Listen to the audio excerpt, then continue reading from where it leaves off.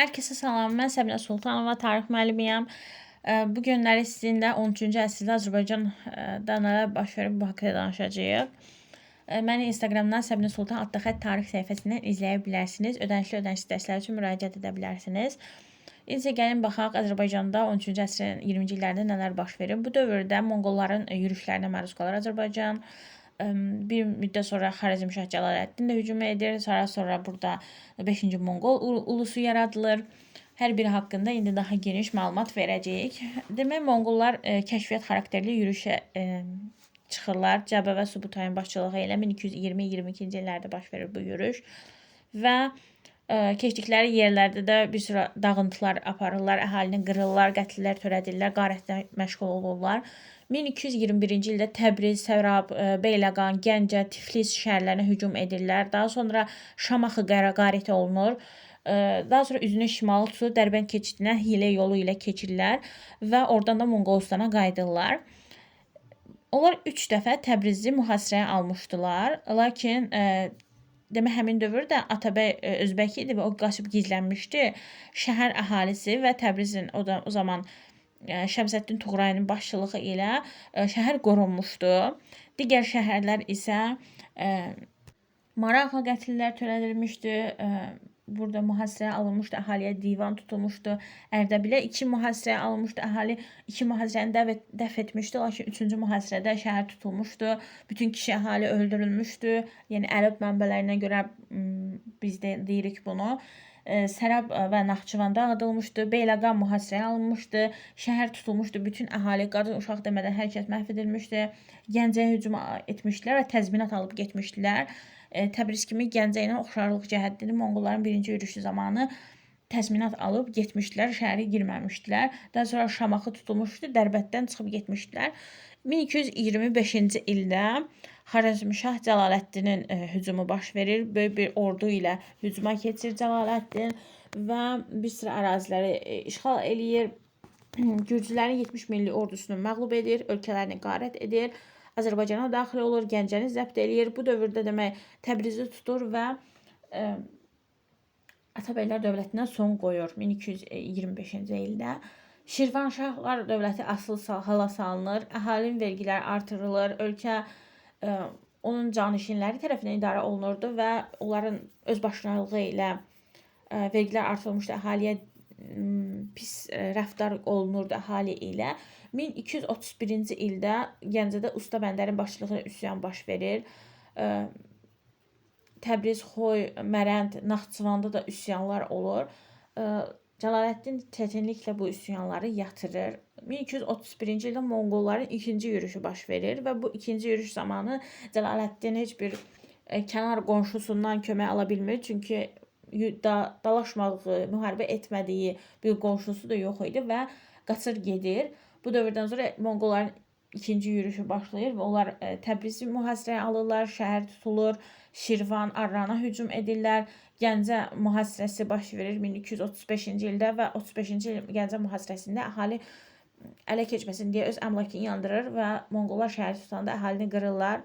Yalnızca kiçik bir dəstə qurtula bilir. Bərdə, Beyləqan, Şabran, Şamaxı qarət edilir. 1239-cu ildə də Dərbənd tutulur. Beləliklə bütün Azərbaycanın işğalı başa çatdırılır Monqollar tərəfindən. Və burada Ali Monqol xaqanlığına tabe edilir.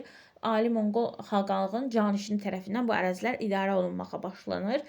1256-cı ilə qədər. 1256-cı ildə nə baş verir? Çingiz xanın nəvəsi Hülakü xan gəlir Azərbaycana, 3-cü yürüş Monqolların və burada 5-ci Monqol ulusu yaradılır. 1258-ci ildə Hülakü xan Bağdadı tutur, son Abbasi xəlifəsi öldürülür, Abbasi dövləti ilə süqut edir. Bu dövrdən sonra xəzinə Monqolların əlinə keçirir və Hülakü xan Elxan rütbəsi alır. Onun yaratdığı dövlət də Elxanilər dövləti adlanırdı. Bu dövlət Amudəryadan Aralıq dənizinə, sahillərinə qədər, Böyük Qafqazı, İran körfəzinə qədər o yaxın və orta şərq ərazilərini əhatə edirdi. Nəsrəddin Tusinin adını çəkə bilərik. Hülakü xanın məsləhətçisi olmuşdu və onun oğlu Abaqa xanın da vəziri olmuşdu. Şirvanşahlar dövlətində bu dövrdə hakimiyyəti 2-ci Axsitan idi və o Şirvanı dağıtdan xilas etmək üçün Hülakü xanına vassallığını qəbul etmişdi. və onun bütün səfərlərində Nizami qoşun dəstələri, Şirvanşahlara aid qoşun dəstələri iştirak edirdilər. 14-cü əsrin 30-cu illərində Hülakülər zəifləməsindən istifadə edirlər Şirvanşahlar və öz daxili müstəqilliyini bərpa etdirirlər sonradan. Elxanilər dövlətinin mərkəzi Azərbaycan idi. Qarabağda yaylaq, Muğamdan qışlaq kimi istifadə edirdilər. 13-14-cü əsrlərdə Azərbaycan deyəndə Şimali və Cənubi Azərbaycan nəzərdə tutulur. Bu dövrdə Azərbaycan ərazisi 250 min kvadrat kilometrdir. Hülakülərin paytaxtı Marağa, sonra Təbriz, daha sonra Sultaniyə, daha sonra yenidən 4-cü dəfədə Təbriz olmuşdu. Elxanilər dövləti Qızıl Ordu dövləti ilə Azərbaycan uğrunda 100 ildən artıq fasilələrlə mübarizə aparmışdı. Bu dövrdə şəhərlər, kəndlər dağıdılmış, əkin sahələri məhv edilmişdi, əhali qırılmışdı. Monqol yürüşlərində əkin yerləri otluğa çevrilmişdi, suni suvarma sistemləri ləğv edilmişdi, sənətkarlar qaraquruma aparılmışdı. Beləliklə sənətkarlıq, əkinçilik tənəzzül etmişdi. 13-cü əsrin 80-90-cı illərində feodal çəkişmələr artır yenidən, iqtisadi siyasi böhran baş verir. Belə bir dövrdə Hülaki dövlətini Qazan xan hakimiyyətə gəlir və islahatlar keçirir. Onun islahatları din, torpaq, vergi, məhkəmə, rabitə və ticarət olmaqla 6 hissəyə bölünür. Din islahatı o idi ki, Qazan xan yerli feodallara arxalanır və İslam dinini qəbul edir. Burada yerli feodallara arxalanır deyirəm, çünki Qazan xandan öncəki hökmdarlar köçəri feodallara, Monqollara arxalanırdılar. Yerli feodalları, əhalini sıxışdırırdılar, lakin Qazan xan feodal çəkişmənin artması səbəbindən yerli əhali feodallara arxalanır və köçərilərlə mübarizə aparmağa başlayır. Daha sonra torpaq islahatı baş verir. Burada iqtalar incu, divan, bayraq hesabına verilirdi. İqta alınıb satıla bilməzdi, bağışlana bilməzdi. İqta sahibi də öldükdən sonra torpaq, əgər onun xələfi varsa, ondan sonra onun işini davam etdirən şəxs ona verilirdi, onda qalırdı. Əgər yoxdursa, başqa bir hərbiçiyə verilirdi. 1303-cü il fərmanına görə kəndli bir yerdən başqa yerə köçməsi qadağan edildi. Bu təhkim edilmə durumu da uzun müddət davam etmir. İncu torpaqları Elxani hökmlərinə məxsus torpaqlar idilər. Bayraq torpaqları isə istifadəsiz torpaqlar idilər. Vergi sistemində hansı islahatlar aparılmışdı? Verginin həcminin toplanması vaxtı və sair qaydaya salınır. Qeyri-qanuni vergilər qadağan edilir. Vergi toplamaq da mərkəzi divana həvalə edilir. Vilayət hakimlərini buna qarışa bilməzdilər. Məhkəmə islahatı nə daxil idi? Qazi vəzifəsinə ədalətli din xadimi təyin olunmalı idi. Alqı-satqı qanun yaradılmışdı alqı-satqıda. 30 ili keçmiş sənədlər öz qüvvəsini itirirlər. Lakin bu məhkəmə islahatı tam yerinə yetirilməyən islahatdır. Rabitə islahatı keçirilmişdi. Burada vahid rabitə sistemi yaradıldı. Hər 3 fərsəxdən bir yam yaradılır. Bir yam işçisi əhalidən vəsait ala bilməzdi. Ticarət islahatı nələr daxil idi? Vahid pul, çəki, ölçü sistemi yaradılır. Yollar, bazarlar, gömrüklər qorunurdu. Qazan xanın ölümündən sonra onun qardaşı Məhəmməd Olcaytu hakimiyyətə gəlir və o islahatları davam etdirir. 1304-1316-cı illərdə hakimiyyətdə olmuşdu.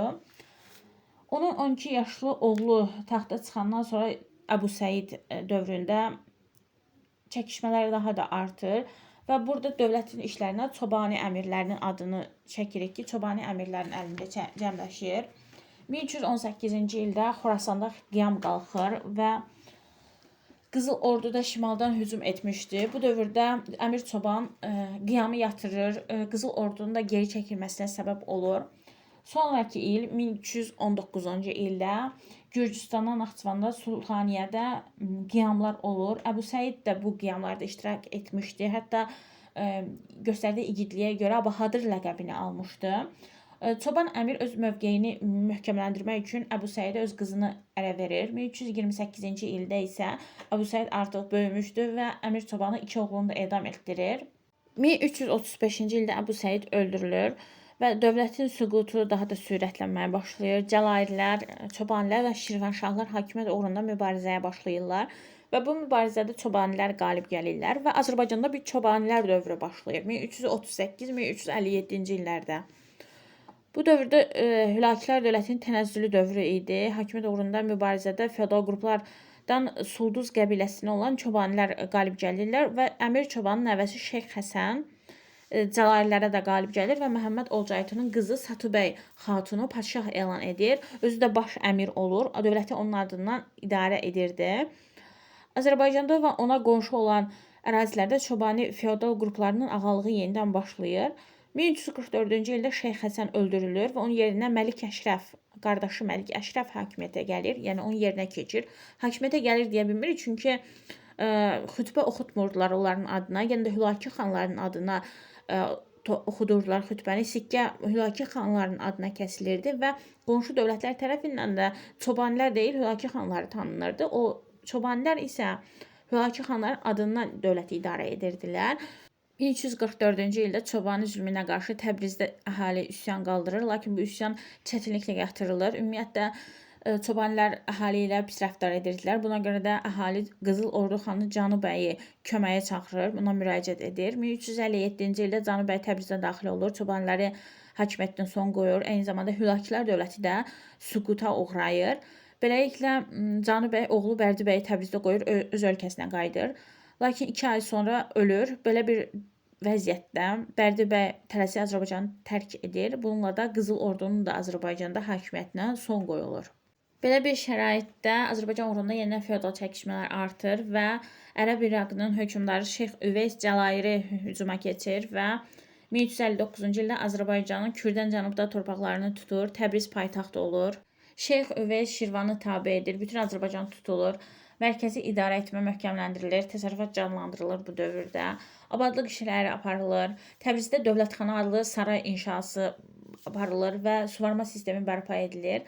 Cəlairi hakimiyyəti 1410-cu ilə qədər fasilələrlə davam etmişdi. Yerli feodallar bu dövrdə öz hakimiyyətlərini qoruyub saxlaya bilmişdilər.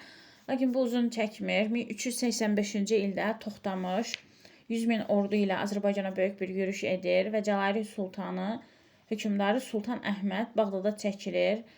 Bir sıra ərazilər tutulur, şəhərlər qarət edilir. 1386-cı ildə isə Əmir Teymurun yürüyüşü başlanır. Toxtamış əsirləri götürür, qənimətləri götürür və Volqa boyuna geri dönür. Əmir Teymur isə Təbriz və digər əraziləri tutur. Şirvanşah həmin dövrdə 1-ci İbrahim idi və ona tabe olur. Əmir Teymur Əlincə qalasını mühasirəyə alır, lakin Əlincədə həmin dövrdə Cəlairlərin xəzinəsi yerləşirdi və onlar 14 il Əmir Teymura qarşı müqavimət göstərmişdilər. Əmir Teymur bir müddət sonra Azərbaycanın idarəsini öz oğlu Miranşaha tapşırır, özü geri qayıdır.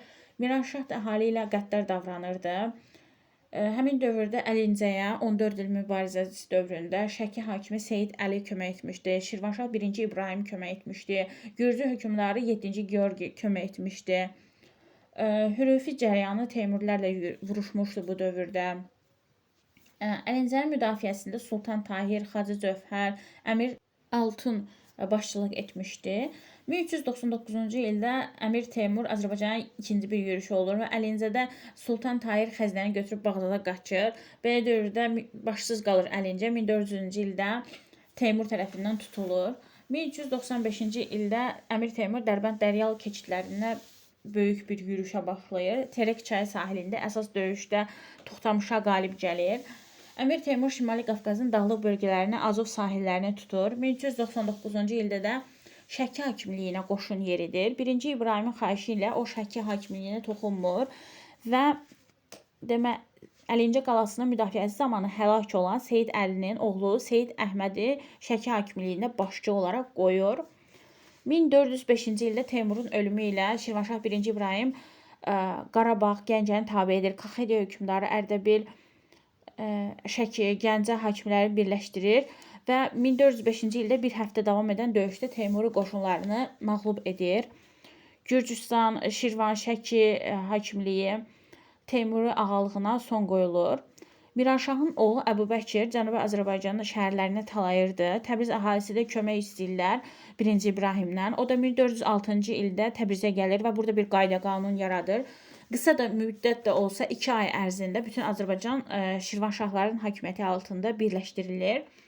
Lakin tezliklə Əmir Teymurla ölməsi və Teymurilərin geri çəkilməsini eşidən Sultan Əhməd Cəlairi geri qayıdır, Təbrizə yaxınlaşır. 1-ci İbrahim də Şirvana qayıtmalı olur. Əhməd Cəlairi Qaraqoyunlu Qara Yusif ilə birlikdə Miranşah və oğlanlarının arasında mübarizə olmuşdu Azərbaycan torpaqları uğrunda.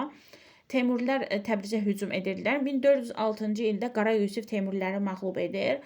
1408-ci ildə isə Səfidrüd adlı yerdə Teymurilər Qara Yusifə məğlub olurlar. Miranşah öldürülür və Teymurilər bu torpaqlardan qovulurlar.